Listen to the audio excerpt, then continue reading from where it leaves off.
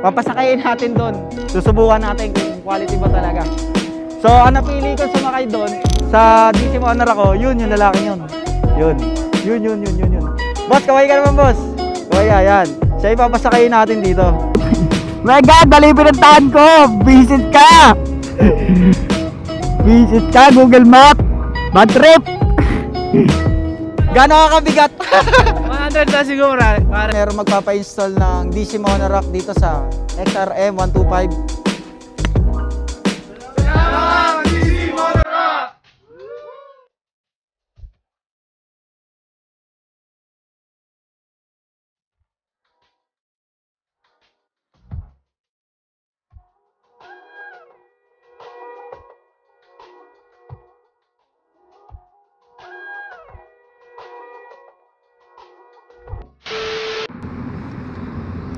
What is up mga kaibigan? What's up mga kaibigan? Magandang umaga po sa ating lahat. At welcome po sa aking channel. Kaibigan ko, Motovlog is here. So ayan po mga kaibigan, no? So alam nyo na naman po yung title. And pupunta tayo kay DC Monorack Mandaluyong branch. So ayan, check natin yung mga products nila, kung legit ba talaga, and kung matitibay ba talaga lahat ng mga base plate nila. Base plate ba yung tawag dun? Okay, di ko alam. Parang bracket, basta yung bracket. Check natin yung bracket kung matibay ba talaga. Marami pati nagtatanong ng mga subscribers natin about sa mga magandang kalidad ng mga monorack or bracket sa motor. So nga pala mga kaibigan, meron silang branch dito sa Mandaluyong branch. And sa pagkakalam ko is nag-accept din sila ng wholesale and retail. Kaya yung mga gustong mga mag-order ng wholesale and retail, kontakin nyo lang si DC Monorack main page. Yan DC Monorack main page. So makakausap nyo talaga dyan is yung may-ari talaga ng DC Monorack. So yun, napapansin nyo naman, di ba mga kaibigan, sa mga, lalo na sa mga aspiring motovlogger or motovlogger na kasama ko, sa tuwing may mag-o-open ng motoshop, yun, so tuwing may mag-o-open ng motoshop is laging nandun si DC Monorack. Eh syempre, mga sikat na mga motovlogger yun eh. Alam nila yung mga quality ng mga monorack. Kaya recommended talaga si DC Monorack. Lalo na kay Jawo Motoshop, kay Autobuy, kay Brogam Shop, yan, kay Kuya Norris, nakaka-open lang last time. And soon daw magkakaroon ng ng DC Monorack na din bandang Laguna kay Jay Katagumpay. Kay Idol Katagumpay magkakaroon na rin siya ng DC Monorack. So ayun, magkakaroon din sila ng si DC Monorack, magkakaroon din sila ng mga riding jersey at saka tube mask. Available na yata ito sa online Shopee. So ayan, kung gusto nyo makita sa online Shopee, search nyo lang DC Monorack jersey, riding sleeve, yung mga ganon. And support nyo rin yung channel nya, DC Motovlog. Yan, DC Motovlog. Shoutout sa'yo, Boss Jomar. Siya yung owner ng DC Monorack. So soon magkakaroon tayo ng collab with Kuya Jomar sa pagawaan. Doon natin makikita kung paano binibuild yung DC Monorack or paano ginagawa, at saka kung gaano talaga katibay si DC Monorack. So ayun mga kaibigan, update ko na lang kayo mamaya pagka nandun na ako sa shop ni DC Monorack Mandaluyong branch. One eternity later. Dito pala yun sa may circle. So malapit pala siya sa sa City Hall ng Mandaluyong. Yan. Tapos kakanan lang kayo dito. Yan. So malapit siya doon sa may circle, sa may City Hall ng Mandaluyong.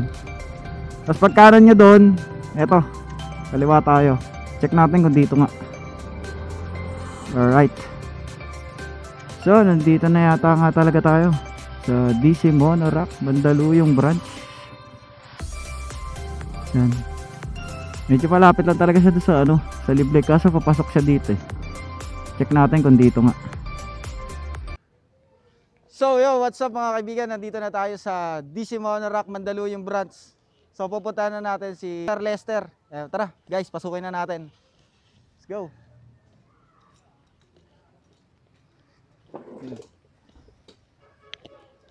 Yun o, nice. Ito pala yung shop ni Sir Lester sa DC Monorack. So ito nga po pala si Sir Lester. Siya yung owner ng shop na to. And so pinapunta tayo ni Sir Jomar dito para makita natin yung DC Monorack na items siya dito sa Mandaluyong branch. So nag-a-avail din sila ng wholesale and retail dito sa branch nila. So saan po ba matatagpuan yung DC Monorack? Ang DC Monorack, ang gawaan talaga namin nasa Bulacan, sa Plaridel, Bulacan. Ito yung dito sa Metro Manila, yung mga reseller, dito sila kumukuha. Pati yung mga wholesaler from south, dito na rin kumukuha. Kahit yung mga north, kasi kadalasan mga pinapaship namin via bus. Dito na rin nanggagaling yung item. So kahit pala malalayo yung lugar na dideliveran niya ng mga items, no? Oo, tama. So saan po ba yung pinakamalayo yung shipment o yung mga pinag-aatidan niyo ng mga DC Monorack? So far, Along Visayas, Mindanao meron talaga po? yun. Actually, Mindanao, Luzon, Visayas, Mindanao, shipping naman kasi wala namang problema eh. Oh, so abot pala sila sa Mindanao. So ibig sabihin kilalang-kilala talaga si DC Monorack, no po? Oo, actually meron nga mga abroad gusto din magpa-ship. Ang problema, ang mahal ng shipping kaya yung iba gusto pa rin kaya lang di namin maasikaso na magpa-ship abroad. Yun, meron din talaga. So yun mga kaibigan, check natin yung DC Monorack items dito sa Mandaluyong branch. So tara guys, tutulungan tayo ni Sir Lester. Si Sir Lester nga po pala yung owner dito. So yun, baka may gusto kayong batiin, sir. Binabati ko lang yung mga sa tawag dito sa Red Cell Moto. Ito mga to, yung mga kasama ko. Yun, shoutout. May mga shoutout kayo. Shoutout nga pala sa nanay at tatay ko dyan. Miss nyo na ako, no? Shoutout Boss Ronald, gising ka na. Tanghali na. Shoutout sa mga inaanak ko, wala akong pera, huwag niyo muna akong puntahan sa Pasko. Merry Christmas daw. O tara guys, ikutin na natin ang DC Monorack. Check natin kung anong mga product meron sila. So check nyo rin, baka meron kayong ka-model dito. Like Aerox, NMAX, yan yung mga latest nila. So tara guys. Sir. Ano ba to? Ayan, Honda Beat. Ayan, from Honda Beat, SZ, Gilas, GTR, XRM, ano pa ba? Actually, halos MSI lahat. meron ding MSI May mga eh. stainless, mga ilang stock ng stainless. May papakating pa ulit bago. MSI 115, MXI 125, MSI 125, Nobusay, ano pa ba? Ito, Sniper. anong bracket po ba to? Ito yung NMAX B2. Ito naman yung sa MIUI 125 na bracket, version 1. Ito yung sa version 2 namin. Version Na plate type. Ito yung tinatawag natin na version 1 na ito yung grill type pa. Ito kasi plate type na. alright. Tapos ito yung mga kung stainless naman. Makikita nyo, Aerox stainless Ganda, para no? hindi na kinakalawang. Meron din naman na yung unang version 1 natin, yung black. Nandun sa likod. So, etong Aerox stainless na to, na DC Monorack, nagre-range siya na magkano? Itong stainless nasa 280 ito. Yung 280. yung kasing itim 16. So, Dito pag sa pala stainless. nag-wholesale ka, mas makakamura ka pa, no? Syempre, sir? mas may ano yon, mas may bawas. Ay, maganda. Iba-ibang range tayo ng wholesale. May 20 pieces minimum and then may 50 pieces minimum. Syempre, mas maraming kukuhanin, mas maganda yung discount na nabibigay namin. Alright. Tama yun. Tapos sinahalagaan din namin, syempre, pag mayroon na doon sa partner reseller na yun, hindi na kami nagbibigay, gano'n. So, meron pala din pala mga RS150, no? Oo, halos lahat. Halos Siguro lahat, mga no? nasa 60 model. 60 model, meron kayong stocks dito. Oo, 60 model So, na, no? sa lahat ng DC Monorack, ano ba yung pinakamabenta nyo? Pinakamabenta namin, M3 tsaka Beat eh. Oh, Yun M3 talaga, tsaka Beat. M3 Beat, yan. Shoutout sa lahat na naka M3 at Beat tsaka Sporty, may Sporty, shoutout sa inyo. Ito, available sa Mandaluyong. Saan po ba yung address nito? Available to kung 262 Santo Rosario, Plainview, Mandaluyong. Searchable naman, DC Monorack, Mandaluyong. Pag Waze kayo or map, yun, searchable naman yan. So, yan, meron pa pala ako napansin mga kaibigan. Ito, meron silang parang bracket dito. Ano ba yan? Actually, set to for ADB. Kasi ano din tayo, dealer tayo kay SEC, kaya may mga SEC item kami. May mga SEC box din, naubos na lang ngayon kasi walang available. SEC box, yung iba dyan may mga moto box din, tapos kaya may mga alloy box, iba-iba din. Pero yan, dealer nga tayo kay SEC din. Kaya may mga ganito din tayo. So dealer din pala sila ng SEC. So yan, shoutout Sir Norris Brogang. Shoutout sa'yo. So yan pala, mga branch. So, eto, actually, parang mukhang, lang eh, no? oo, Pasensya magulo. na. Pero mukha namang marami talaga, magulo talaga to kasi shop to eh. Mahirap kasi magayos. Oo. Ano sabi mo? Ano sabi mo? Surprise mo kami. Ito lang yung mga stocks ng DC Monarch niya. Nabawas yan. Actually, konti pa lang daw to, sabi ni Marami Sir nang Lester. nabawas yan kasi marami na kayong kumuha nung ano. Ito, may kukuha na rin. Hindi pa kinukuha. Kanina, Shoutout nga pala kanina kay to. Arnel Fernandino ng Kainta. Kanina. Sana pakikuha na nito. Yung stock mo nandito. Ito, pakita mo, pakita mo. Ito yung mga order niya, yan oh. Yan. Kainta. Naka-prepare na yung order mo. Kunin mo na lang. So, Sir Jomar, shoutout sa'yo. May mga pending ka pa pala dito. So, ayan, makausap natin si Sir Lester and sobrang quality ng DC Monarch. Kaya yung mga gusto mag-avail ng DC Monarch, punta lang kayo dito sa Mandaluyong branch. So, bibigyan ko kayo ng magandang montage. Papakita ko sa inyo yung mga DC Monarch at kung gaano kalupit ang quality niya.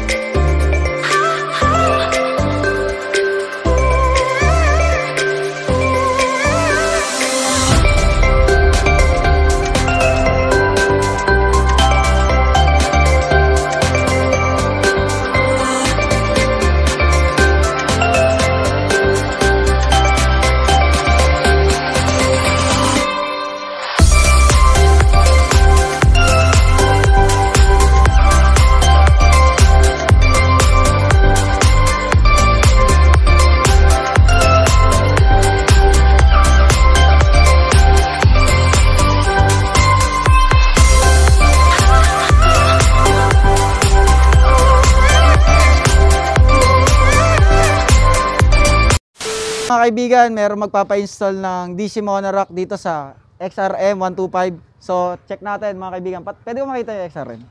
Yan, ito yon. So, yan yun mga kaibigan, yung XRM. Yan. May kasama na rin siya palang bolts. Bolts ba tawag dyan, sir? Yan. So, ayan, kakabitan ng DC Monarch yung motor natin, MXI 125. Ito, sobrang kalat. Kaya sa may-ari. So, ayan pa. So, si Sir Lester, siya yung may-ari. Oh. Siya pa yung nagkabit. Maraming salamat, Sir Lester. Kaibigan, ito na yun, no? Na-install na ni Sir Lester yung DC Monarch. Pero bago ang lahat, susubukan muna natin siya kung talagang matibay ba talaga ang DC Monarch. Kaya ang gagawin natin, hiram tayo ng isang stop dito sa shop ni Kuya Lester. Papasakayin natin doon. Susubukan natin kung quality ba talaga. So, ang napili ko sumakay doon sa DC Monarch ko, yun yung lalaking yun. Yun. Boss, kaway ka naman, boss. Kaway ka, yan. Siya yung papasakayin natin dito. Titingnan natin kung talagang legit na matibay si DC Monarch. Yo! Ano, game na? So, ito yung lalaking to. Ito yung papatarin natin. Tol, halika muna, tol. Anong name mo? Anong name mo? Mark Lian. Gano'n ka kabigat? 100 plus siguro. Shoutout nga pala sa Brothers Grind dyan. Shoutout Brothers Grind. Siya. Tsaka kay Jammer Works, tsaka kay Ma'am Shireng, mag-TikTok ka lang dyan, tsaka kay Boss Ronald Mapagmahal. So, yan yun. Actually, 101 kilo siya. Kaya susubukan natin kung kakayanin din si Monarch. So, yan o. Eto na. Game.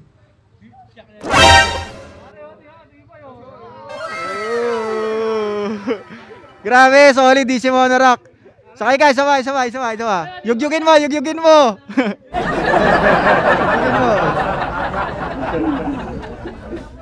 Oh, quality. Sir Jomar, quality, solid. DC Monarch number 1. Sir Jomar, baka naman, Hinano ko yung DC nyo. Shoutout ko lang yung NMAX Philippines. NMAX Philippines tsaka NMAX Club Mandaluyong. Yun, Ayan. shoutout NMAX Philippines. Mabuhay tayo ng 100 taon. Power. So meron pa palang ini-install dito na mini driving light. So mukhang mabenta dito yung mini driving light nila eh, no? Tsaka DC monorack. Ayun yung DC monorack ini-install na. So kausapin natin si Sir. Hi Sir. Hey Sir, Good morning. Good morning. Mukhang vlogger ka din Sir. Morning. Sir, ano pong pangalan niyo Sir? Patrick. Patrick. So yun, ano po ba yung pinaka-install nyo dito sa inyong ADB? Bale, nagpa-install ako ng DSK Night Reaper, tapos DSK mini driving light, tsaka PIAA horn. Uy, napaka-solid. So exclusive lang ba yan dito Sir? Parang... Oh, for me, exclusive. Dito lang talaga ako nagpapagawa sa kanila. Oh, yun, nice yun. Yun, solid. Kahit malayo pa ako, taga Antipolo pa ako, sus dinadayo ko sila dito. Oo, Antipolo. Shoutout mga taga Antipolo. So marami palang dumadayo at regular customer si Sir Lester dito. Shoutout lang sa mga ADV 150 users. Yun, shoutout ADB. So ayan, papakita ni Sir ang kanyang ADB na pinapa-install. Tara Sir, pwede mo ba? Sige, sampulan natin. Sample. Baka maliwanag Sir. Makikita naman yan. So makikita rin pala kahit maliwanag daw. Paano ba? So ayan, yan yung DSK Night Reaper. Yan, ito. So, Yan. so dalawang kulay pala siya mga kaibigan. Meron siyang high and low na dilaw at saka white. So yan. Ano yan, naka-high Sir? Yan yung low. Low. Oo. Yan, white. Pwede mo rin yan i-configure na kapag ka nag-high beam ka, sabay yung puti tsaka yung dilaw. Alright. Okay, tapos ito yung busina. Yung horn. Ito naman yung horn niya. So, yan. Ito. So, susubukan natin. Sa mga gusto mag-avail ng Pia horn, dito lang yan sa Mandaluyong branch sa DC Monorack. So, papatanugin siya ng owner. Sige sir, try niyo po. Okay, ito na.